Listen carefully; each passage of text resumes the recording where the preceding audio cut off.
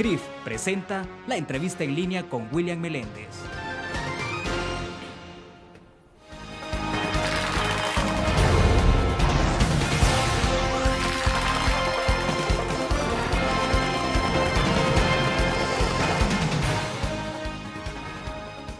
Viernes 22 de junio de 2012, bienvenidos a la entrevista en línea. Estamos transmitiendo como todos los días en tiempo real desde la sala de redacción de la Prensa Gráfica. Saludamos a nuestros compatriotas que nos acompañan en nuestro país y el mundo a través de laprensagráfica.com, también a quienes nos ven en Canal 25 a las 9 de la noche o nos escuchan por GD Radio, Grupo Dutriz Radio. Bueno, es una fecha especial porque hoy se está celebrando el Día del Maestro, quienes tienen una gran responsabilidad en la formación de nuestros jóvenes, forman el presente, pero también el futuro de nuestro país. Y vaya entonces para todos ustedes nuestras felicitaciones. Este viernes cerramos la semana haciendo una reflexión más espiritual del rumbo que lleva este país en diferentes áreas. La parte de la seguridad social, la política y la economía con sus consecuencias en las familias de escasos recursos económicos. Para conversar de estos temas, como decíamos, es la parte más espiritual, nos acompaña en nuestros estudios Carlos Rivas. Él es el pastor general del Tabernáculo de Avivamiento Internacional TAI. Pastor, bienvenido, un gusto. Muchas gracias, William. Muy contento de estar en su programa, que cada noche también no lo perdemos, que nos ayuda a poder estar en fila con los primeros temas de nación. Y a propósito del Día del Maestro, yo quiero felicitar de una manera muy especial a todos los maestros y profesores, aquellos que han trascendido de ser profesores a llegar a ser maestros, mentores, instructores, gente que se convierte en modelos y referentes a imitar. Saludo a los maestros de nuestro colegio, Isabel Allende, y a todos los maestros del Salvador. Bueno, y usted mismo ha sido maestro, ¿no? Bueno, sigue siendo maestro en la de parte la palabra espiritual, sin duda alguna, pero maestro como tal también, ¿no? Ejerció muchos años. Yo creo que la vocación que he tenido ha sido de maestro. Corría la década de los años 90, yo fui profesor del Colegio Cristóbal Colón. Después trabajé en el Colegio García Flamenco y en otros colegios pequeños como el Colegio Albert Einstein de Soyapango. Después di clases en la Universidad Evangélica de El Salvador. Mi pasión ha sido siempre el poder ser un maestro, el enseñar, al grado que ahora tengo un colegio fruto de esa pasión y que estamos tratando de formar integralmente a nuestros muchachos. Bueno, dediquemos estos minutos a hacer una reflexión sobre el tema de la enseñanza del maestro en este país. Buenísimo. ¿Cómo ve el tema de la educación en general, pastor? Además, usted está en una comisión, ¿no? Sí, en la Comisión Nacional de Educación. Exactamente. Entonces, hagamos una reflexión sobre eso. Es interesante, en el Consejo Nacional de Educación, en el que aglutina a una catorcena de personas, nos encontramos preocupados sobre el rumbo de la educación. Primero, haciendo un diagnóstico, el tipo de educación que nosotros tenemos lamentablemente es una educación en la que se ha limitado solamente a informar. Y los grandes valores del modernismo han sido echados abajo en el posmodernismo. Por ejemplo, la ética ha sido sustituida por la estética, los valores colectivos y los grandes sueños e ideales de solidaridad fueron sustituidos por un individualismo propio del capitalismo que solo busca el placer personal como tal y el éxito como tal. Hemos sustituido la razón por la emoción. Los bienes del futuro o los grandes ideales del futuro han sido sustituidos por las realidades de aquí del presente. El Prometeo encadenado, que era un líder heroico dispuesto a sacrificarse por los demás, ha muerto en los brazos de este narciso posmoderno que solamente busca su propio deleite. Frente a esa situación donde tenemos una sociedad bien informada, ahora la información está cerca como un tecleo de un Google y tú puedes tener cualquier información de cualquier tipo. Lamentablemente hemos reducido el sistema educativo a la información y ese es un gravísimo error para este país. ¿Reducido la información? ¿Cómo? Hemos reducido la información, hemos reducido la educación solamente a la información y la educación tiene que ver con la formación integral de la persona.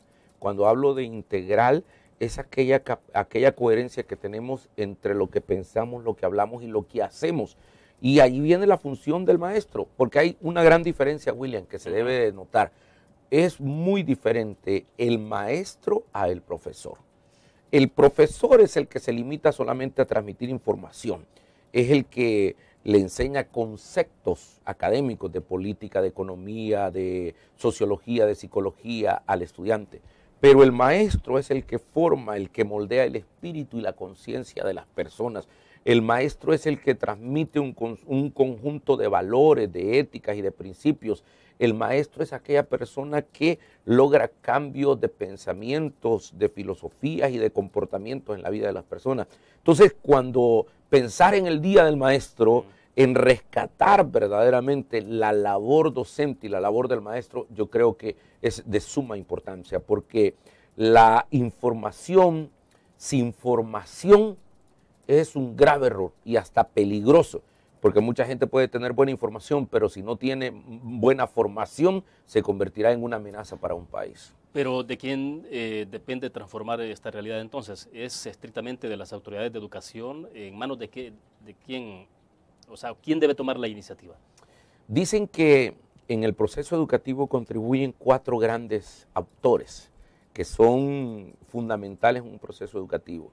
En primer lugar está el educando, es decir, el estudiante, que él es el objeto directo de la educación. Claro. El segundo son los padres de familia, el tipo de familia que se está formando. El tipo de pensamiento determina el tipo de vida que viven las personas. Es decir, que nosotros somos en esencia la suma de todo lo que pensamos. ¿Y cómo adquirimos el pensamiento? Por 3 vías, por lo que oímos, es decir, lo que siempre se nos estuvo hablando. Por eso inclusive la Escritura dice en el libro de Romanos que la fe viene por el oír y el oír la palabra. Nosotros adquirimos la forma de pensar o nuestra formación por lo que vemos, es decir, los modelos de referente que tenemos y las experiencias que nos han sucedido como tal. Eso ha marcado lo que nosotros ahora somos. De tal manera que la manera como nosotros pensamos, eso somos. Nuestro mundo exterior es un reflejo del mundo interior.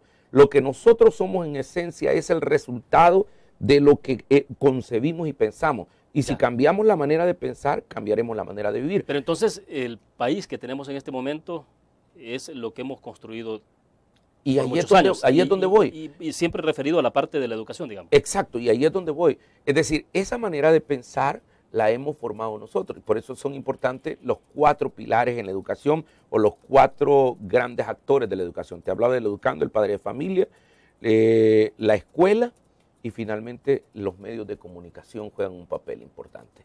Y últimamente se está poniendo a la iglesia como maestra y gran educadora. Y medios de comunicación ampliando ahora todo el tema de redes sociales. Ah, sí, sin duda alguna. O sea, cuando hablamos de medios de comunicación, ahora uno de los medios más influyentes en los muchachos tiene que ver con precisamente el Internet y todo lo que leen y la manera como se informan en el Internet. Por eso solo la información puede llevar a un riesgo a un país. Necesitamos gente bien formada para después informarla.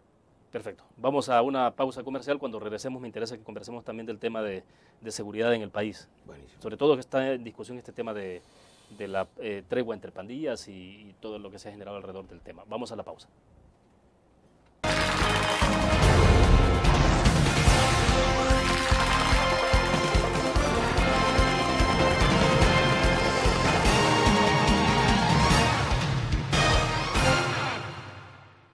¿Qué te parece si este año descubres nuevos destinos? Alcanzas tus metas.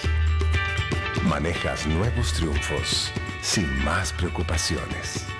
Cuenta con nosotros para lograr todas tus aspiraciones. Los créditos de la Agrícola te acompañan para que puedas crecer hasta donde te lo has propuesto. Solicítalos al 2210-9800 en bancoagrícola.com o en agencias. Banco Agrícola.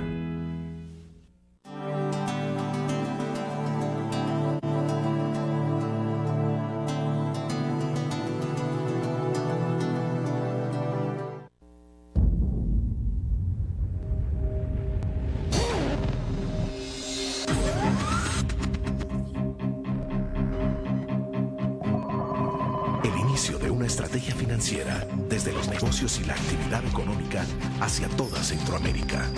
El Economista Regional, una revista especializada donde encuentras el panorama empresarial y los principales movimientos financieros. El Economista, el modelo regional de información económica.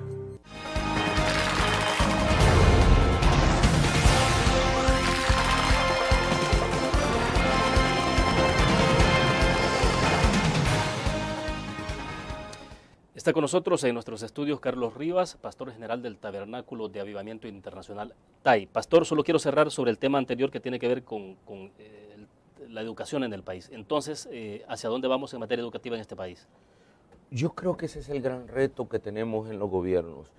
Este gobierno, el gobierno del cambio, el gobierno del FMLN, propuso el Plan Social Educativo Vamos a la Escuela 2009-2014, que pretendía ser una verdadera reforma en la educación. Desde tiempos de BN que no había habido una reforma educativa. Este proyecto, por lo menos idealmente, ese era el gran deseo. Lamentablemente se los comió el tiempo y estamos a menos de 2 años, y en estos 2 años, con intereses presidenciales de suministro, yo creo que el impulso está un poco bloqueado, sobre todo cuando se fue uno de los grandes cabezas y uno de los grandes articuladores de este plan, que era el viceministro Eduardo Badía Serra, que se comprometió pues a esto. Además, yo he visto hasta un enfriamiento en el Consejo Nacional de Educación que nos lleva a pensar de que prácticamente vamos en bajada para terminar este gobierno, y los grandes cambios y las grandes utopías que se pretendían no están dando resultados. Lamentablemente, en los 20 años que gobernó el Partido Arena, la educación se había resumido solamente a la información en el área técnica, en el área de computación, en el área del inglés, pero muy poco a la formación, porque el sistema capitalista de por sí es individualista, es salvaje, dijo el Papa Juan Pablo II. Entonces, formar a la gente dentro de ese criterio es mal informarla. ¿Por qué? Porque no le enseña todos los valores tan importantes. Entonces, hay un gran reto en educación. El próximo gobierno tendrá que tomar muy en serio el tema de educación, además con una gran problemática. Hay una división interna entre las gremiales de maestros, y eso pone al país en mal rumbo. Hay una gremial muy presidencialista, muy del lado del gobierno, y hay otras gremiales que están con mucho peso y con intereses que me parece también válidos y que deben de ser escuchados. Bien, bueno, pasemos al otro tema entonces, seguridad pública. Gran tema. ¿Cuál es la perspectiva que tiene usted? Es decir, es evidente que, bueno, en su momento toda la discusión que había alrededor de si había una tregua pactada entre pandillas y gobierno, se ha dicho que finalmente es una tregua entre pandillas, con la intermediación desde luego de la Iglesia Católica y también Raúl Mijango. Si algo concreto se rescata de esto es que el número de víctimas, el número de muertos en el país bajó de forma dramática, y eso es, o sea, los números lo confirman y es una realidad. Pero, ¿cuál es el análisis que tiene usted de lo que está pasando sobre ese tema? La tregua. Bueno, hablar del tema de seguridad en general es un tema muy interesante, y debemos de verlo no solamente en la parte de la parte policíaca, sino que debe ser abordado de una manera integral. Cuando pienso en el tema de seguridad en El Salvador, en primera instancia a mí me agrada y celebro la vida de que casi 200 personas menos hayan muertas. De un promedio de 14 muertos diarios se baja a 6 muertos diarios. Eso en El Salvador es buenísimo. Es decir, ese es un gran paso. Yo estoy en defensa de la vida y del Dios de la vida. No obstante, me parece que es bien endeble la manera como hemos logrado esta disminución, porque no ha sido por la eficacia del gobierno de Mauricio Funes, ni por la eficacia de los funcionarios que están en seguridad. Este tema ha sido precisamente por la eficacia de los líderes de las pandillas, que han logrado ponerse de acuerdo, seguramente con una negociación, aunque ese tema pues no lo quieren sacar, pero hay unas declaraciones que hizo el ministro Munguía Paez a un periódico digital donde deja entrever que hubo una negociación. Dice, y abro entre comillas, dijo el ministro: asumo la responsabilidad por lo que pueda ocurrir con la tregua y estamos preparados para el peor escenario. Es decir, que en cualquier momento esto se puede venir abajo. Se puede venir abajo. Yo me pregunto, por ejemplo, cuando termine este gobierno, ¿qué va a pasar con el próximo gobierno? Seguramente como medio de presión, las pandillas van a volver al estado anterior o peor, para poder ellos presionar, para poder ellos articular. Porque si algo tienen los pandilleros es que están articulados, que están bien informados y que están bien asesorados. Tienen una cabeza política. Ahora, ¿qué te dice la cabeza política? El próximo gobierno que venga, independientemente de quién sea, ¿cómo va a abordar esta situación? Pues para hacerse sentir, ellos van a volver al peor estado. Ahora, miren ustedes cómo No han desaparecido las extorsiones, no han desaparecido el modus operandi de sicarios o las desapariciones que son también muy de moda ahora. Entonces eso tenemos que verlo y parece ser que la violencia nos pone a los salvadoreños como que estamos en un barco en alta mar y como que viene ese mar embravecido que amenaza con ahogarnos a todos. Es decir, entonces el problema no está erradicado, o sea, sí no, tenemos menos muertos, pero eso no garantiza de que las cosas se puedan deteriorar en el futuro. Definitivamente. Esto es como cuando alguien tiene una fiebre y le dan una buena dosis de antipirético. Lo que han hecho es disminuir el síntoma, pero la raíz del problema, la infección que hay, esa está todavía ahí. Bueno, el ministro, cito otras palabras, dice, espero terminar el 2012 con unos 2.500 homicidios menos que el año pasado. Alguna gente me malinterpretó, pensaba que lo que yo ofrecía nada más era garrote. Estoy claro de que esto es una guerra y solo se puede solucionar a través del sometimiento de la fuerza del diálogo. Si esto fracasa, tendrán más solvencia para pedir a la Asamblea los instrumentos necesarios para poder ser más drástico. Es decir, el ministro está reconociendo de que hay posibles problemas que pueda hacer que se termine y se venga abajo esta tregua. De acuerdo. Vamos a hacer otra pausa comercial. Regresamos con más.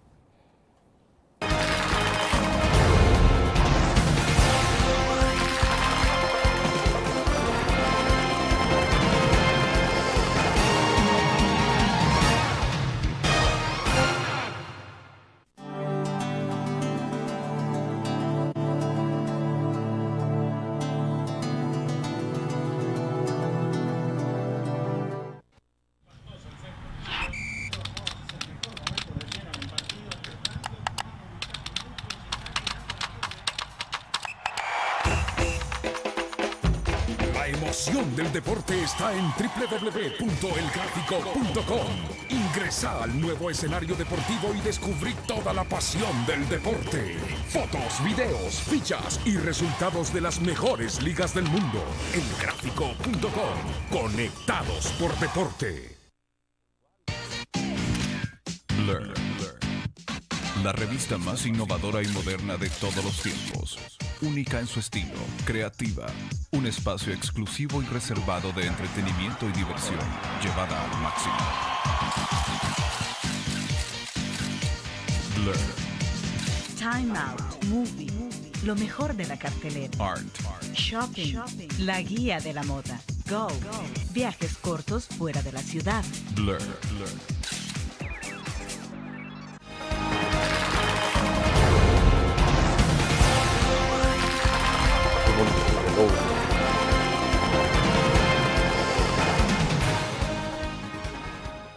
Bien, Pastor, entonces en materia de seguridad pública, a pesar de que hay una disminución de muertos, a pesar de que eso es una buena noticia para este país, me parece que tiene usted un análisis bastante, no sé si pesimista o es un poco muy reservado, ¿cómo le podemos llamar? Yo soy un optimista de la vida, pero sí quiero decirte, y esto lo escribí, un acuerdo entre las pandillas, aunque suene desalentador, solo garantiza que ya no se maten entre ellos, pero la sociedad continúa estando bajo la amenaza. La verdadera paz social la alcanzaremos si se combate el origen del problema. Y esa es la gran situación, no hemos llegado nosotros al origen del problema. Fíjate que en la consulta nacional que hicimos para prevención de la violencia desde el Consejo Nacional de Educación y que se le hemos querido presentar al presidente Funes, pero desde hace como 3 meses le pedimos que nos recibiera y no ha recibido al Consejo en pleno, entonces eso te dice el nivel de querer escuchar realmente, ¿verdad?, de este gobierno. Yo creo que, presidente, usted si me está viendo, debería de escuchar a la gente más. Y es malo estar enclaustrado y encerrado, con mucho respeto, y desde un pastor de la llanura, quizás le dijera que sería interesante que dedicara tiempo para no estar oyendo solo a Luis Verdi o a sus asesores o a aquellos que le adulan y que tienen una realidad diferente a la que puedan estar al otro lado en donde está el pueblo. Ahora, yo soy pesimista, no, lo que estoy tratando de advertir es la realidad del problema. Te voy a poner un caso. este acuerdo entre las pandillas se puede venir abajo en cualquier momento. La Sala de lo Contencioso Administrativo de la Asamblea de la Corte Suprema de Justicia va a resolver en los próximos días, tengo información, en contra del director de la Policía Nacional Civil. ¿Te imaginas que resuelva que es inconstitucional el nombramiento del ministro de Seguridad, Munguía Payés, y el director de la policía? Se van estos dos funcionarios, que son las cabezas de todo lo que es seguridad, que vienen y nombran a otros. ¿Cuál va a ser el recibimiento que les van a dar? Se van a hacer sentir ahí mismo, sin cambio de gobierno, solo con cambio de autoridad, se van a hacer sentir, como para decirle, mire, vamos a amanecer de repente con 14 muertos, 16 muertos y más. Vaya, ministro, aquí se va a negociar igual que el anterior con nosotros o no. O sea, porque esto ha pasado, ¿qué? Por una cuestión estrictamente más personal, el sello personal del funcionario y no como una política de gobierno. Claro, es que nunca lo van a aceptar como una política de gobierno. Siempre lo han tratado de negar, pero por más... No, me refiero a cómo enfrentar todo el problema. Ah, claro. Es decir, yo creo que se le ha impreso el carácter, es más, el negociador, o llamémosle así, el intermediario, el interlocutor que ha tenido Raúl Mijango. Para nadie es un secreto que ha sido vinculado con Payés desde años, desde aquel partido que fundaron. Luego ministro cuando era, asesor cuando era ministro de la Defensa, ha estado vinculado ahí. Es decir, lleva el carácter personal que utilizaron a la Iglesia Católica para lavarle la cara a este proceso, sin duda alguna. Sin embargo, muchos obispos, sé yo, porque he hablado con algunos de ellos, están retractándose, al grado que dijeron, mire, no es correcto dejar en una sola persona esto, debe ser una comisión de diferentes iglesias, como para que, por si esto fracasa, que no solo la Iglesia Católica se vaya vinculada en esta situación. Ahora, a nosotros nos parece que un pacto entre pandillas o estar fundamentado solamente en un pacto entre pandillas puede terminarse en cualquier momento. Se puede terminar con el cambio de seguridad, se puede terminar también con el cambio de gobierno, que ya está a la entrada, o sea, y en términos generales, lamentablemente, yo creo que El Salvador, el Estado está siendo extorsionado. El Estado salvadoreño está siendo extorsionado por los pandilleros, porque le han concedido una serie de prebendas y una serie de beneficios, desde sacarlos de las cárceles de máxima seguridad, desde sacar a la Fuerza Armada de los registros de los centros penales, desde beneficios de cambiar de domicilio a algunos, y otros hablan hasta de otro tipo de beneficios que rayan con la inmoralidad. Entonces, es decir, yo te doy esto, pero me dan esto. Eso es extorsión. Y la lógica del extorsionista es que siempre te va a pedir más. Eso, entonces lo plantea porque usted cree que está ocurriendo. Yo creo que está ocurriendo. O sea, todo apunta y todo el análisis apunta de que por ese camino es donde va. Y El Salvador lamentablemente está caminando por una nebulosa en este tema que debería de aclararse. Fíjate que el camino que deberíamos de abordar es, por ejemplo, lo que el Consejo Nacional de Educación retomó, las recomendaciones para poder solucionar ese problema. Y te las puedo mencionar si querés. Bien, debemos hacer una pequeña pausa comercial. Volvemos con más de la entrevista en línea.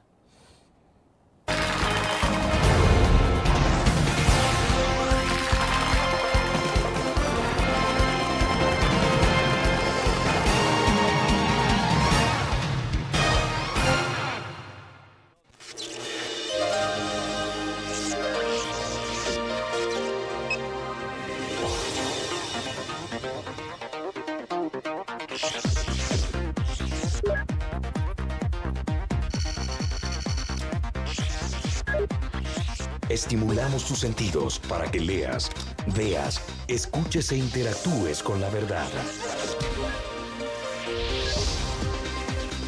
LPG Multimedia. Tu periódico es dinero, porque ahora puedes pagar con la prensa gráfica. Busca y recorta en tu periódico el dinero, que podrás canjear en los establecimientos de nuestros aliados. Encontrarás uno cada día. Compra con la prensa gráfica y encuentra una buena noticia para tu bolsillo. Con la prensa gráfica lo compras. Con la prensa gráfica lo pagas. La prensa gráfica. Noticias de verdad.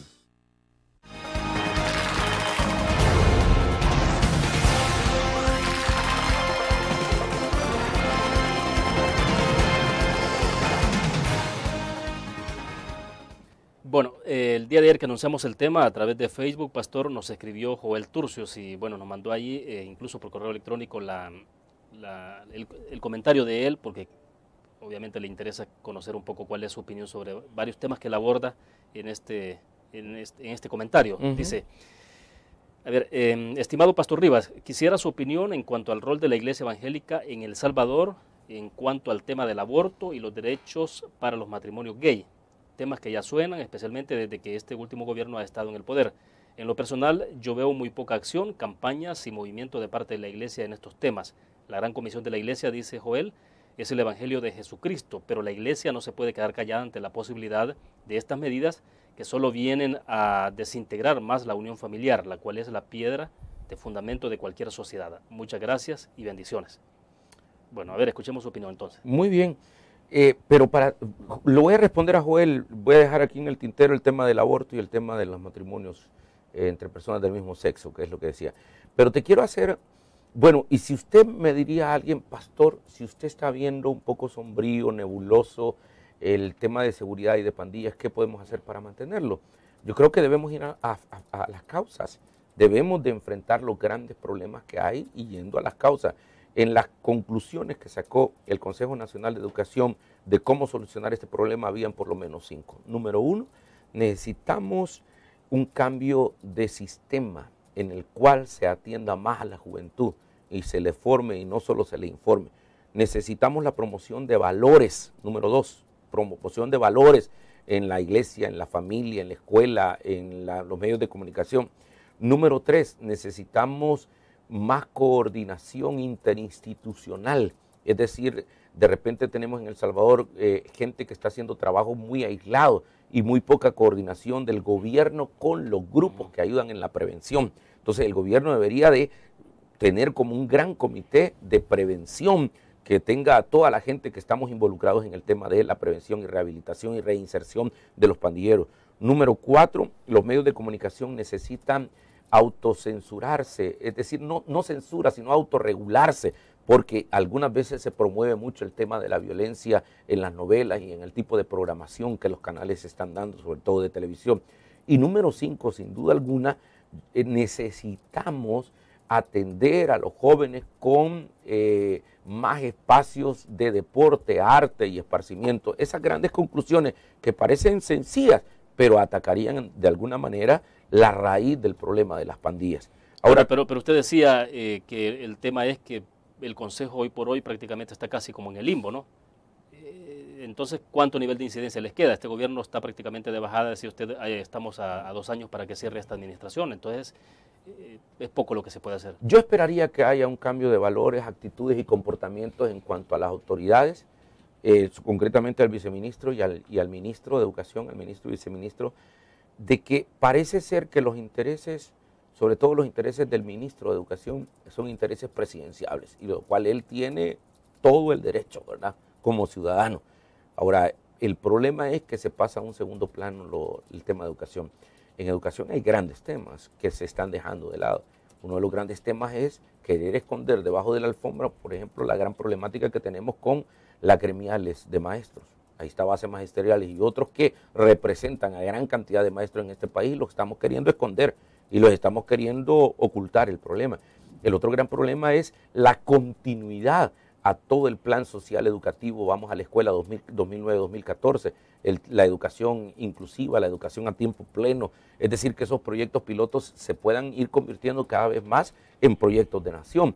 Ahora, yo haría un llamado como miembro del Consejo Nacional de Educación a que las autoridades hagan un reparo y que no se los coma el tiempo, porque tienen mucho talento en el Consejo Nacional de Educación, además gente de mucha incidencia que puede ayudar a los cambios sustanciales en este país.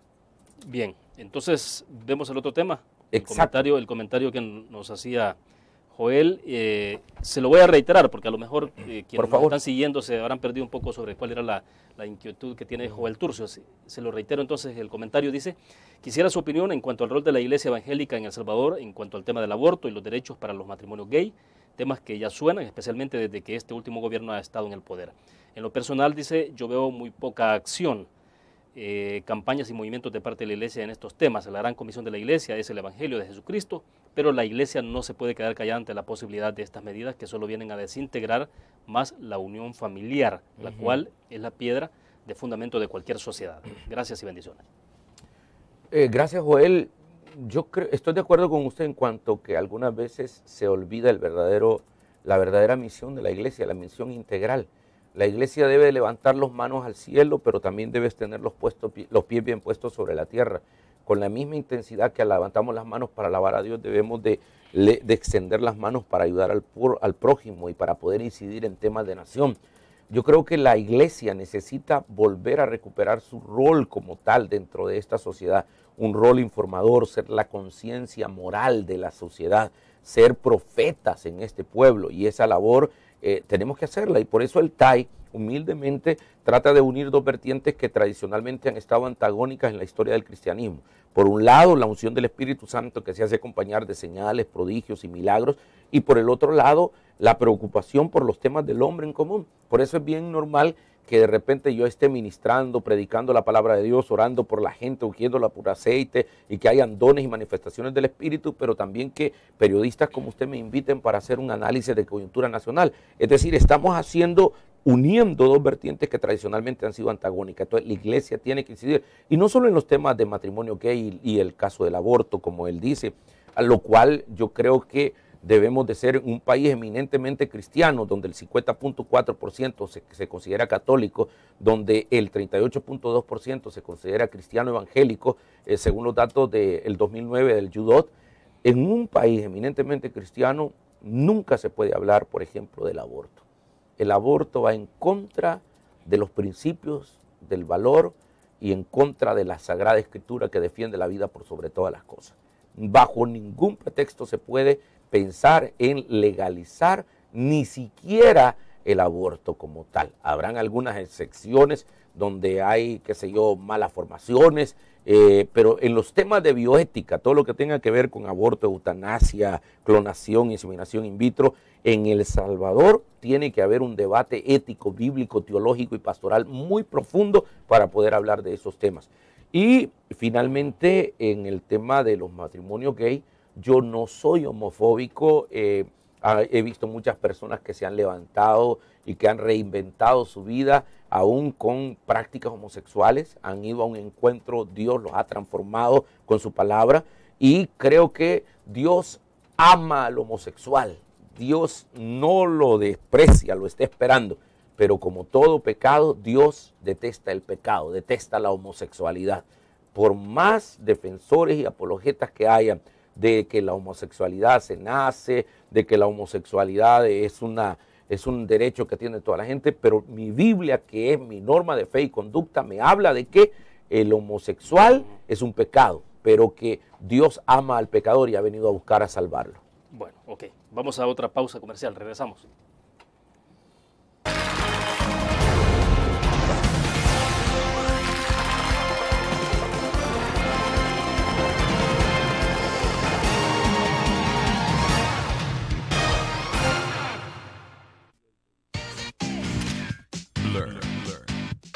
La revista más innovadora y moderna de todos los tiempos. Única en su estilo, creativa. Un espacio exclusivo y reservado de entretenimiento y diversión, llevada al máximo. Blur. Time Out, Movie, lo mejor de la cartelera. Art. Shopping, la guía de la moda. Go, viajes cortos fuera de la ciudad. Blur. Tu periódico es dinero, porque ahora puedes pagar con la prensa gráfica. Busca y recorta en tu periódico el dinero, que podrás canjear en los establecimientos de nuestros aliados. Encontrarás uno cada día. Compra con la prensa gráfica y encuentra una buena noticia para tu bolsillo. Con la prensa gráfica lo compras. Con la prensa gráfica lo pagas. La prensa gráfica. Noticias de verdad.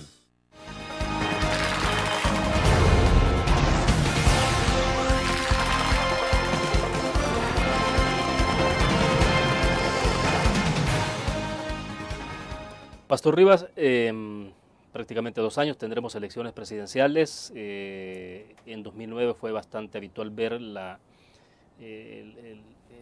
¿cómo se llama? El lineamiento de la iglesia, de muchas iglesias con candidatos. Bueno, ustedes en más de algún momento lo han criticado porque en algún momento también tuvo ahí a candidatos, no solo en su programa, sino también como invitados especiales a los cultos, ¿no? Entonces, la pregunta que viene ahora es para 2014, o sea, ¿cuál es el papel que debe jugar la iglesia evangélica en general? Es decir, ¿qué hacer ante los candidatos? Porque me imagino que ya todos están volviendo otra vez a coquetear con la iglesia.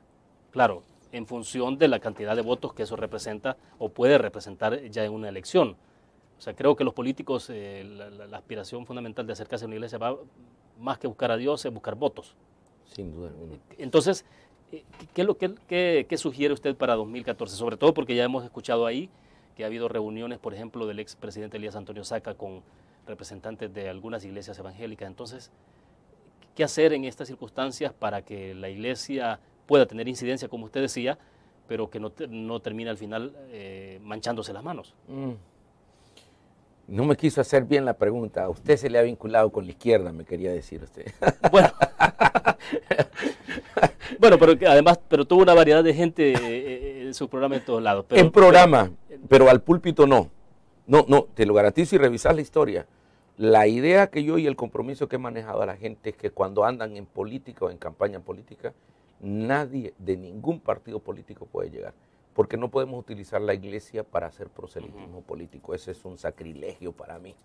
El hecho de que llegue un candidato y vamos a orar por él y después que dé unas palabras, aunque no se pide el voto, pero si oramos por él y todo, mal haría yo que en una iglesia tan grande como la nuestra, que es un techo en el que se cobijan todas las ideologías, de repente se agarre una ideología en particular y se quiera meterla y defenderla como tal. Es un error que creo que no se debe de cometer. Pero se puede hacer la diferencia de cómo llevar a un político o no llevarlo al púlpito, pero sí tenerlo en un programa. La ventaja de un programa es ¿Cree usted que el elector, en este caso quien asiste a su iglesia, puede marcar la diferencia, puede ver la diferencia? O sea, que usted no tenga al político dentro del púlpito, pero sí lo tiene en un programa. Debería de, porque la iglesia tiene que tener la labor informativa, formadora, y para eso la iglesia como una madre y una maestra debe de enseñarle a sus hijos como tal. Y mal haría si uno inclina la balanza solamente para unos candidatos, pero en un programa de televisión que yo tengo, que es una entrevista que se llama Dígalo Claro, allí tengo gente de todos los partidos políticos y pueden participar y van a exponer sus puntos de vista a ese programa como van a cualquier otro medio. Ahora, con respecto de ¿cuál debe ser la labor de la iglesia en medio de esta coyuntura preelectoral? Yo creo que la iglesia debe de preocuparse más que en un partido político, debe de trascender y preocuparse por la nación como tal. Yo estoy preocupado por la nación. Tenemos gravísimos problemas, la inseguridad, la economía, el enfrentamiento de poderes entre la Asamblea Legislativa y la Corte Suprema de Justicia. Tenemos grandes dificultades y grandes problemas en El Salvador, y necesitamos a grandes problemas, grandes soluciones. Hoy más que nunca necesitamos pensar más que en un partido, en personas que sean probas, que tengan principios, valores y morales, padres de familia, hombres trabajadores por la patria, que tengan carisma para poder servir, que quieran dedicarse 24 horas, 7 días a la semana para poder cambiar este país. La iglesia debe de buscar o debe de decir por lo menos el perfil del tipo de gente que necesitamos que nos gobierne en este país. Siempre me he preguntado si es que es imposible que las iglesias, y hablo en términos generales, puedan, a la luz de los principios, de los valores morales, espirituales, tomar cada plan de gobierno, por ejemplo, cada propuesta de gobierno de los partidos políticos y a la luz de eso, es decir, identificar, digamos, cuál es el que más se aproxima. Y no necesariamente tener que decir vaya a votar por el candidato X, sino en la identidad que puede haber de principios y de valores. Claro. Se puede hacer, pero ¿se ha hecho o no? No se ha hecho, la verdad, es que realmente muy poca seriedad ha habido para poder transmitir el plan de gobierno. lo que se ha publicitado son las personas en este país. O sea, los planes de gobierno, si algunos ni siquiera los correligionarios de los partidos políticos conocen los planes de gobierno, cuando deberían ser lo que la población debe someter más allá de la persona que esté, ¿verdad? O sea, la persona es importante, claro que sí, o sea, el perfil que debe tener, pero el plan de gobierno debemos buscar nosotros cuáles son los valores que nacen desde la escritura, como la verdad, la solidaridad, el bien común, la caridad, que son términos que eminentemente bíblicos. La justicia, por ejemplo, el término de la justicia se repite en grandes oportunidades, pero a mí me parece, al ver este movimiento, un poco con tristeza, que cuando se está buscando al candidato presidencial de las extremas de este país, tanto de la izquierda o de la derecha, veo tres anormalidades que se están cometiendo en los dos grupos, en Arena y en el FMLN. Por un lado, es una pequeña cúpula los que están eligiendo. Es decir, 3 o 4 dirigen o eligen en el FMLN y 3 o 4 eligen en Arena, los expresidentes. Quiere decir que aquí no elige la gente, ni el partido, ni nada, sino aquí imponen la voluntad esos iluminatos que son los que dicen este es el hombre. Ese es el primer problema. El segundo gran problema es que de repente se está pensando más en intereses personales, políticos y partidarios, que pensar en la nación como tal. Se está pensando cómo volver al poder, cómo mantener al poder, y eso nos lleva a cualquier tipo de situación y a poder hacer inclusive trampa para poder elegir. Y número 3, el otro gran problema que veo yo en la elección en las dos extremas es que se están agarrando de otros países que están quebrados. En el caso de la derecha insiste en un capitalismo y depender del Fondo Monetario Internacional y depender de los Estados Unidos, que es la sociedad más endeudada y el país más endeudado del mundo. Y en el caso del FMLN, o sea, yo pensaría que ellos están pensando como su gran utopía el poder vender toda la deuda externa a Hugo Chávez y a Venezuela y luego alinearse con los países del sur, lo cual es problemático porque basar toda la esperanza de una nación en torno a un endeble y frágil presidente enfermo, eso puede ser bien temporal una alianza y puede llevarnos a grandes problemas. Pero en el caso de la derecha no priva más el pragmatismo, es decir, estar más cerca de Estados Unidos finalmente, es decir, con quien no solo se tiene una estrecha relación comercial y una fuerte relación comercial, sino también todos los que viven ahí. De casi 2 millones de salvadoreños en Estados Unidos. Esa ha sido la lógica, pero la lógica de todo buen presidente sería, más que pensar en alinearse con un sistema, sería en pensar en mantener buenas relaciones con todo el mundo, O sea, sería pensar en mantener buenas relaciones pensando en el país. Por ejemplo, yo soy de la idea, en este país, ¿por qué no tener buenas relaciones con China, por ejemplo? O sea, ¿por qué no? Pues, pero es que tenemos con Taiwán. Hagamos como Costa Rica, hombre, si Taiwán quiere exclusividad, entonces vámonos con China. Bueno, si aquí todo lo que se vende, pragmatismo. O sea, y mira nomás, las grandes empresas de gente de la derecha vinculada a Arena venden cosas de China, pero a la hora de la política no queremos alinearnos con China, aunque sí comercialmente estamos alineados con China. Ese es como el caso en Cuba. Muchos van a Cuba a curarse, compran medicina de Cuba y todo lo demás, pero a la hora de querer establecer una relación diplomática, como lo hizo el presidente Funes, le empiezan a criticar, ¿verdad? De acuerdo. Vamos a hacer otra pausa comercial. Regresamos.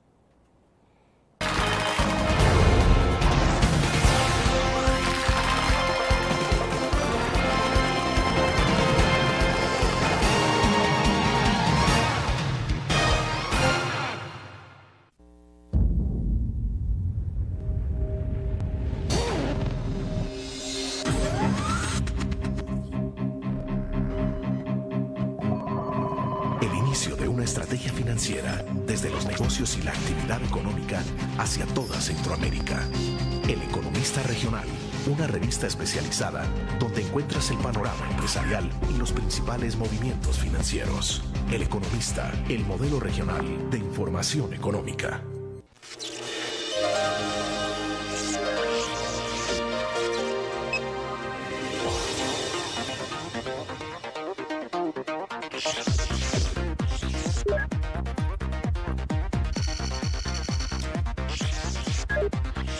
Estimulamos tus sentidos para que leas, veas, escuches e interactúes con la verdad.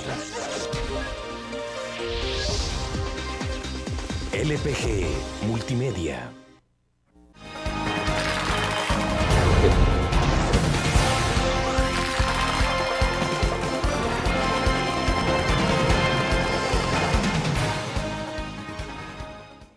Bien, estamos en el último segmento de la entrevista en línea. Conversamos con el pastor Carlos Rivas, pastor general del Tabernáculo de Avivamiento Internacional TAI. Pastor, siempre un poco en el análisis, en la reflexión de el posicionamiento de la iglesia a la luz de qué debe analizar o posicionarse frente a un proceso electoral y sobre todo frente a los partidos políticos y a los candidatos, a quienes aspiran a la presidencia en 2014. En el marco de todas estas especulaciones, rumores que han habido, reuniones, ¿sí se han acercado al TAI? ¿Se han acercado a usted algunos aspirantes a candidatos o no? Bueno, se acercan a los programas, ¿verdad? De hecho, yo he tenido a Norman Quijano, he tenido a Salvador Sánchez Serén y he tenido al expresidente Saca, que los he entrevistado y efectivamente no han querido hablar así tan abiertamente como lo están haciendo ahora con respecto a sus aspiraciones presidenciales. En el caso del presidente Saca, sin duda alguna, a mí me parece que ya empezó la carrera política, ¿verdad? Algunos hablan de que el presidente Saca va a tener toda una gira a nivel nacional, visitando a sus amigos y sus aliados para eso en los próximos meses, para después terminar y lanzar oficialmente su candidatura presidencial. Se van a ir sumando apoyos como el PCN o el CN, como se llama ahora, el PES y Gana también, que aparece en la línea. Ahora, con un montón de asociados. Yo creo que más allá de las críticas y la censura que se hace para el expresidente Saca, donde se le habla de corrupción y de mal manejo de fondos, sin embargo, Arena critica esto. Y yo diría, miren señores de Arena, si es verdad eso, ¿y por qué no van a la fiscalía o a los organismos correspondientes y zampen preso al presidente Saca si le comprueban algo? Si le comprueban algo. Pero diferente es, ahora muy de moda, sobre todo en el internet, que exacerba el anonimato, empiezan las críticas y las descalificaciones y las desacreditaciones hacia los personajes. Es bien fácil de repente empezar a desacreditar a nadie. Yo no estoy con simpatía ni con Saca, ni con Serén, ni con Laínez, ni con Edwin Zamora, Navilma de Escobar, ni ninguno de estos que se ha mencionado. Ahora, pero sí soy claro en decir, por ejemplo, que el expresidente Saca es recordado algunas veces hasta con nostalgia. Y ese recordado, yo creo que el presidente Saca tuvo 3 grandes méritos según mi criterio. Número 1, fue capaz de elegir él el candidato a la presidencia y no la oligarquía como lo hacía antes. Si antes quienes elegían eran los mismos que quieren elegir ahora. Los ricos y los poderosos de este país, los grandes empresarios. Ahora esos son los que elegían. Entonces Saca dijo, no, pues ahora lo vamos a elegir nosotros, que estuvo mal y que perdió. Pero ese es un gran mérito. Esa es una revolución. Eso es decir, miren, yo me sublevo en contra de este grupo que aparentemente siempre ha estado gobernando el país con una llamada telefónica, aunque ellos no estén, pero ellos deciden qué ministros van a poner y todo lo demás. El otro gran mérito, y esto hablo como evangélico, si algo hizo Saca y hay que reconocerlo, es que quitó el paradigma de invisibilizar a la iglesia evangélica. Todos los gobiernos anteriores, incluyendo el actual gobierno, la iglesia evangélica no existe. Y solo existe para manipularla políticamente, para buscar votos. En cambio, Saca estaba en todos lados con la iglesia evangélica. Bueno, hay evangélicos que yo he escuchado que están alegres de que Tony Saca vuelva a ser el presidente. ¿Usted está alegre? Yo, en lo personal, no estoy alegre ni estoy triste, sino estoy reflexivo. Reflexivo pensando en qué le conviene más a este país. Y estoy pensando que trasciende las personas, creo yo. Y esos hechos que usted acaba de destacar como méritos del expresidente Saca, ¿le hacen, por ejemplo, a Carlos Rivas asumir una especie de compromiso? Sobre todo en la parte que tiene que ver con la apertura que habría dado el expresidente Saca a la iglesia evangélica. Quiero recordarte, William, que uno de los más férreos críticos que tuvo el presidente Saca es el pastor Carlos Rivas. En temas de seguridad, por ejemplo. La mano dura, super mano dura y todos aquellos que impulsaba Ávila, ¿verdad? Que por cierto, Ávila, amigo nuestro, pues vecino. Entonces, pero yo era crítico severo de esos temas, porque, o sea, mano dura, super mano dura, la criticamos porque no iba a la raíz del problema como tal. Es como lo que está pasando ahora. Ahora, en el caso muy personal, si yo veo vinculación o algo con el presidente Saca, no, yo más estoy pensando en un proyecto de país. Yo más estoy pensando que esto trasciende a las personas y que tiene que ver con un proyecto en el que se esté pensando no en las próximas elecciones, sino en las próximas generaciones. ¿Y el expresidente Saca encarna eso o no?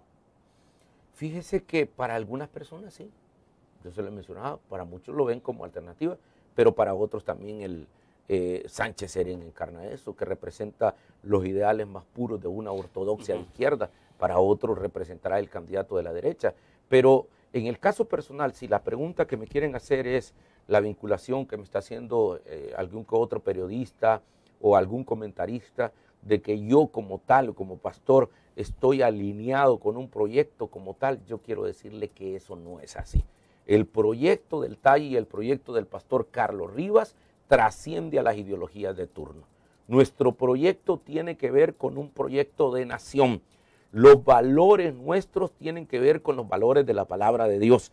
Nosotros en este momento no estamos en lo absoluto alineados con ninguna línea política partidaria ideológica. ¿Por qué? Porque son efímeros y terminan, mientras que los valores del reino y de la palabra son eternos y perduran para la eternidad. Ayer estuvo con nosotros Manuel Rodríguez, el presidente de Concertación Nacional, y él decía de que, bueno, hablábamos un poco sobre el encuentro que sostuvo la dirigencia de CN con el expresidente Saca. Decía que el presidente Saca les hizo una especie de recuento de cuál es la cantidad de votos que cada partido ha sacado, cuál es el potencial que tienen de conformar una tercera vía en este país. Pero bueno, en concreto lo que él planteaba es que CN ve como un poco peligrosa esa conformación, en tanto eso supone dividir a la derecha. No parece que esté configurado todavía un cuadro completo alrededor del expresidente Saca. Me refiero a los apoyos partidarios. Fíjese que yo creo que hoy más que nunca en El Salvador es posible una tercera vía. Es posible una tercera vía. Y lo digo no porque esté mostrando simpatía, sino como un analista que miro desde fuera. Imagínese usted uniendo los 220,000 votos de Gana, uniendo los 180,000 votos del CN, uniendo los casi 100,000 votos que sacó el PDC con la alcaldía y todo lo demás. Estamos hablando de 500,000 votos. 450,000 más o menos, o 500,000 votos. Casi, es el promedio. Casi 500,000 de votos que están ahí como tal. Y luego el presidente Saca con todas esas simpatías que tiene. Ayer veía yo a los ganaderos que le estaban mostrando su simpatía como tal. Como te digo, en el sector evangélico, en algunos pastores, el presidente tiene muy buena simpatía. En los medios de comunicación, para mí no sería un secreto que, por ejemplo, las grandes corporaciones de televisión de este país decidan apuntarle al gobierno de Saca. O sea, si le apuntaron en el pasado, ¿y por qué no ahora? Pues? Ahora, y le ponen candidatos que en este momento pueden hacer posible una segunda vuelta. Porque pensemos en la figura que vaya con Sánchez Serén. La gente piensa, si Saca fue capaz de ganarle por más de 400,000 votos al líder histórico de la izquierda en este país, ¿cómo no le va a ganar a este? Con todo el apoyo que tiene. Pensemos ahora en la derecha dividida, o sea, donde no tendría el apoyo, porque en el pasado, hay que ser honesto, en el pasado el CN, PES y todo lo demás fueron al estadio a endosar su participación a Ávila. Vaya, pero y justamente ese ejemplo quería tomarle. Es decir, tampoco fue automático el que los votantes de estos partidos fueran a votar por Rodrigo Ávila. O sea, sí, claro que hubo una transferencia, pero no fue tan automática. Y se vio en el resultado un poco. Pero Rodrigo tampoco garantiza hoy que, por ejemplo, los votantes de CN, del PES y demás, claro, los de Gana sería casi seguro, pero que vayan a endosarle el respaldo automáticamente porque hay una línea de partido al expresidente Saca en una potencial candidatura. A mí me parece que el presidente Saca es diferente a Ávila, es un líder carismático, es un líder que atrae multitudes, es un líder, como te diría, que mucha gente lo vive añorando. Ahora, que mucha gente lo critica y lo censura, pero nunca se ha sacado una evidencia de eso, que lo vayan a denunciar y digan, mira, aquí hay un faltante como tal. Ahora, a mí me parece que hay bastante simpatía. Ahora, pero también la derecha puede dar una gran sorpresa, porque la derecha en este país, dependiendo del candidato que nombre, eso va a ser arrastrante. En este momento es coyuntural y trascendente. Y qué bueno que se estén dando esos pleitos entre Mason y Araujo y esas disensiones que hay entre la Inés y la misma Ana Vilma de Escobar, que en una entrevista que les dio a ustedes les dijo que en Arena necesitaban transformación, que necesitaban cambios, que necesitaban realmente escuchar a las bases. Entonces, si por ese camino realmente en este país las próximas elecciones se ponen muy interesantes, pero más allá de las personas, yo creo que como iglesia y como salvadoreños debemos de demandar un buen proyecto de nación que empiece en solventar los grandes problemas de nación. Por ejemplo, ahora cuánta falta hace un estadista para que resuelva el problema que hay y el enfrentamiento de poderes entre la Corte y la Asamblea. A mí me extraña, por ejemplo, la Asamblea y el partido histórico que está ahí en la izquierda, que le haya puesto tanto interés y que hayan ido a la Corte Centroamericana y que hayan ido a ponerle todo el interés, y la Corte ayer mismo admitió la demanda y seguramente va a resolver a favor de ellos. Y amigos, ¿y por qué no le pusieron ese mismo interés de declarar inconstitucional la dolarización? ¿Por qué no fueron a apelar a la Corte Centroamericana? ¿Por qué no fueron a apelar también a la Corte Iberoamericana? ¿Por qué no fueron a las Naciones Unidas? Ahí no dijeron nada. ¿Por qué? Porque no eran intereses personales y partidarios. O sea, la gente debe de tener buena memoria histórica para ver cuándo es una cosa personal, se resuelve muy rápido, ¿verdad? Bueno, se nos agotó el tiempo, queremos agradecerle, lo vamos a invitar más adelante para seguir reflexionando sobre estos temas, Pastor. Muchas gracias, William, y lo veo todas las noches y tengo muy buenos comentarios. Bueno, estamos Estoy ahí en su esperando de que nos cambiemos de lugar porque el canal lo vamos a pasar para acá, para San Salvador, para que usted haga la entrevista en línea en vivo en la mañana. Bueno, veremos y analizaremos la posibilidad. Gracias nuevamente, muy gentil. Encantado. Bueno, terminamos entonces la entrevista en línea. Gracias a ustedes por su fiel sintonía. Que descansen el fin de semana y nos vemos desde luego el próximo lunes.